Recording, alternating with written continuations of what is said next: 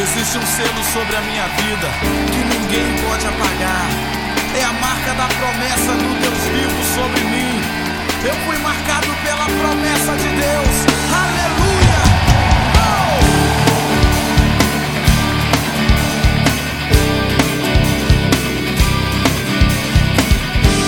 Se você também é marcado, então você vai declarar com toda a sua força isso.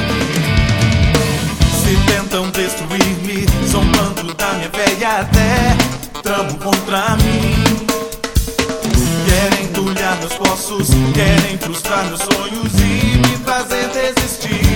Mas quem vai apagar o selo que há em mim, a marca da promessa que Ele me fez? E quem vai me impedir, se decidido estou? Pois quem me prometeu é fiel pra cumprir.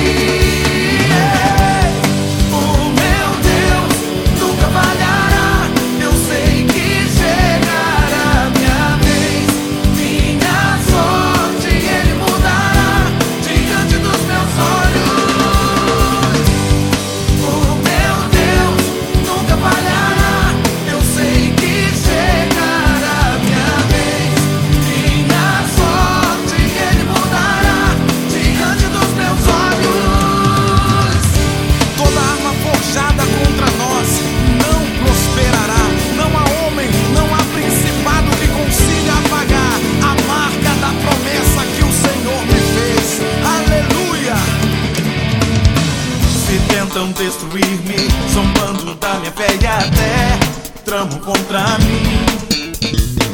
Querem entulhar meus poços, querem frustrar meus sonhos e me fazer desistir.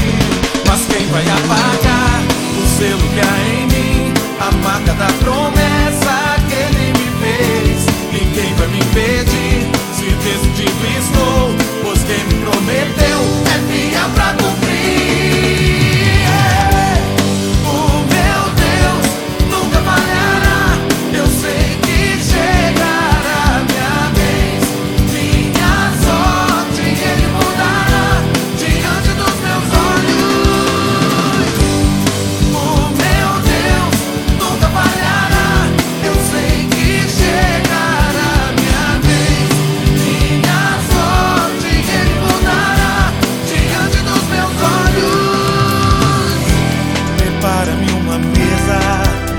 Presença dos meus inimigos,